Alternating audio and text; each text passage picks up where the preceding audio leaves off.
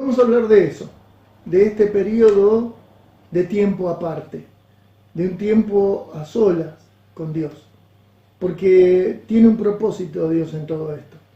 Les aseguro que cuando empecé a considerar de qué iba a hablarles en este domingo, me encontré con bastante tropiezo, porque yo mismo no estaba muy contento con lo que se estaba viviendo. Quería salir, quería ir a visitar, y acá, ¿se imaginan quién? Me estaba poniendo la boleadora, venía caminando atrás mío, ¿viste?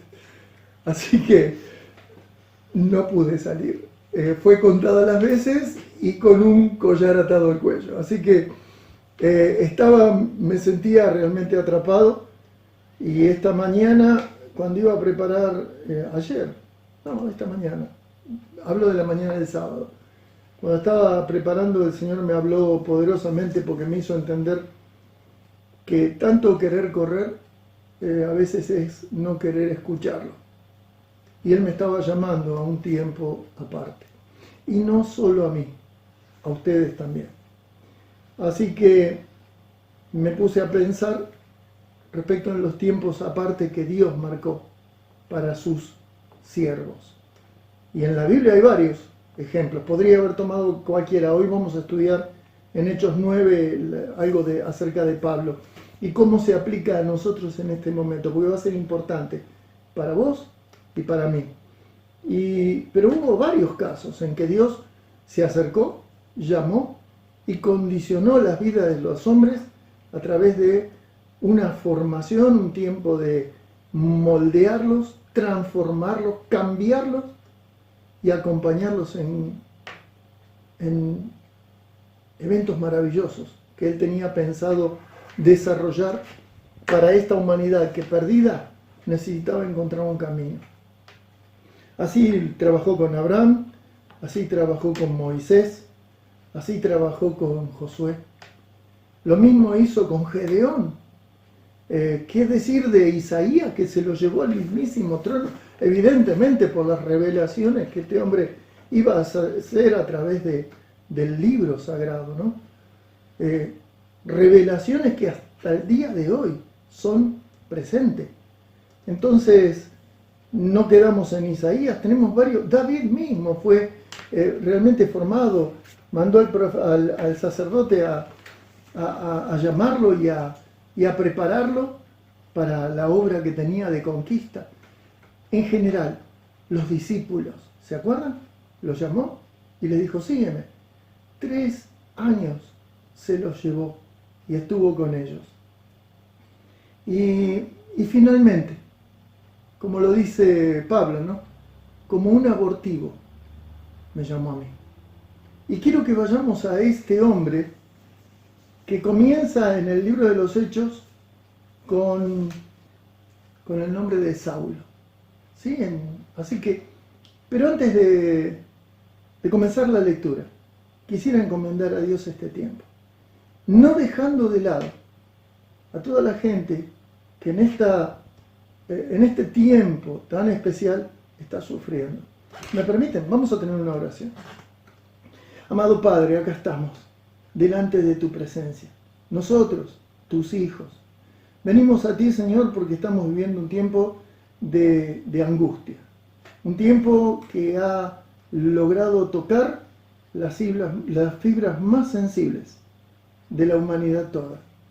Los países tiemblan, Señor. Los mercados se conmueven. Hay grandes movimientos y hay gente que muere. Y el sufrimiento pone luto sobre los hogares. Señor, te pedimos por aquellos que están sufriendo, para que lleves consolación a sus vidas, que se levanten voces de hijos tuyos que estén hablando acerca de la gran respuesta a todo lo que hoy no entendemos. Guíanos, por favor, a través de este estudio, y en este tiempo de tanta dificultad, pon en nosotros un corazón sensible, compasivo, misericordioso ante el dolor de los demás. Ayúdanos a estar a la altura de lo que nos vas a demandar. Oramos agradecidos, Señor, por tu palabra, y lo hacemos en el nombre de tu Hijo, Señor Jesús. Amén. Bueno, les decía, Vamos al libro de los Hechos, capítulo 2, porque quiero allí observar el llamado de Pablo. Y comienza con el llamado de Saulo en realidad. El nombre de Pablo llega después, con la transformación. Fíjate, en Hechos capítulo 9, versículo 1, vamos a arrancar del principio. Dice: Saulo, respirando aún amenazas y muerte contra los discípulos del Señor, vino al sumo sacerdote y le pidió cartas para las sinagogas de Damasco, a fin de que si hallase algunos hombres o mujeres de este camino, los trajese presos a Jerusalén. Comienza aquí diciendo la condición de Saulo, un hombre cargado de un odio que posiblemente él consideraba santo, porque se consideraba un hombre formado a los pies de Gamaliel, un hombre versado en el conocimiento de la Biblia, de la Torá. Y este hombre respira amenazas y muerte. ¿Hacia quién? Hacia los cristianos, hacia los discípulos del Señor, dice. Y es interesante, pide cartas para ir a tomar los presos y traerlos hasta ese lugar, a Jerusalén. Y lo hace solicitándolo bajo el nombre de los que están en el camino. El camino figura 4 veces en el libro de los Hechos, escrito por Lucas, evidentemente, pero haciendo referencia a los testimonios que Pablo presentó de su conversión, y cuando lo llama el camino lo hace en Hechos 9:2, 22:4, 24:14 y 24:22. Es interesante, es el primer nombre que reciben los cristianos, los del camino. Y qué más hermoso, ¿no? Porque, ¿se acuerdan quién dijo yo soy el camino? Bueno, nosotros somos de él, somos del camino. Quiere decir que no estamos hablando de un sistema religioso, no estamos hablando de una serie de normas teológicas, sino que estamos hablando de una vivencia que se palpita, se percibe, se experimenta caminando detrás del Maestro. En él, en el camino. Después, en el versículo siguiente, comienza a narrarnos la conversión de Pablo, o al menos el llamado, porque en el versículo 3 dice: mas yendo por el camino, aconteció que al llegar a Damasco, cerca de Damasco, repentinamente le rodeó un resplandor de luz del cielo, y cayendo en tierra, oyó una voz que le decía: Saulo, Saulo, ¿por qué me persigues? Y él dijo: ¿quién eres, Señor? Y le dijo: yo soy Jesús, a quien tú persigues.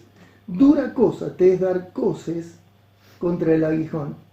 Él, temblando y temeroso, dijo: Señor, ¿qué quieres que yo haga? Y el Señor le dijo: levántate y entra en la ciudad y se te dirá lo que debes hacer.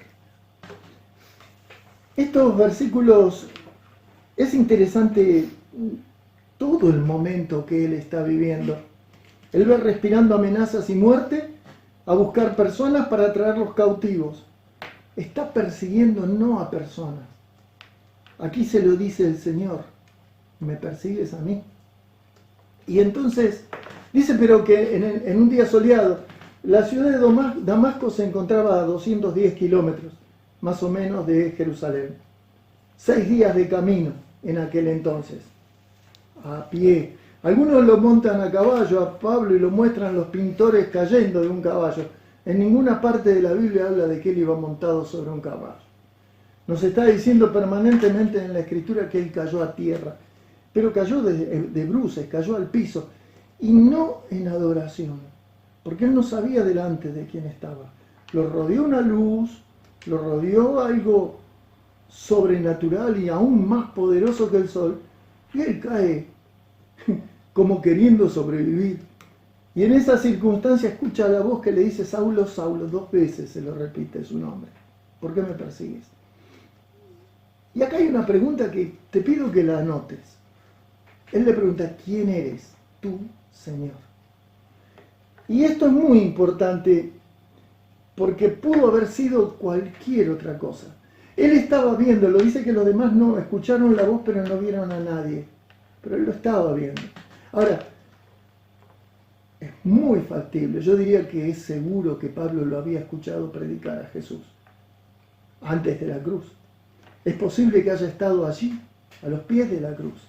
Él era un hombre que estaba moviéndose entre lo más alto de los teólogos, de los fariseos, y este hombre no pudo reconocerlo, pero no lo reconocieron sus discípulos, ¿se acuerdan? No era el mismo Jesús, era un Jesús que se estaba manifestando transformado.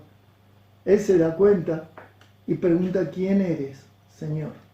Y en ese sentido yo quisiera preguntarte a vos, si cada vez que decís Señor, si cada vez que orás, porque Pablo cuántas veces habrá orado, ¿no? ¿Cuántas veces habrá ido al templo? ¿Cuántas veces? Pero muchas veces podemos orar religiosamente, pero en un diálogo con Él, ¿sos consciente de aquel con el que te relacionás? Porque el riesgo más grande es que nosotros también caigamos en la religiosidad. Un día también tuvimos un encuentro con el Señor Jesús, espero, vos lo sabés. Y en ese encuentro con el Señor Jesús hubo una transformación de vida. Tuvo que haber un encuentro que conmovió todos tus cimientos.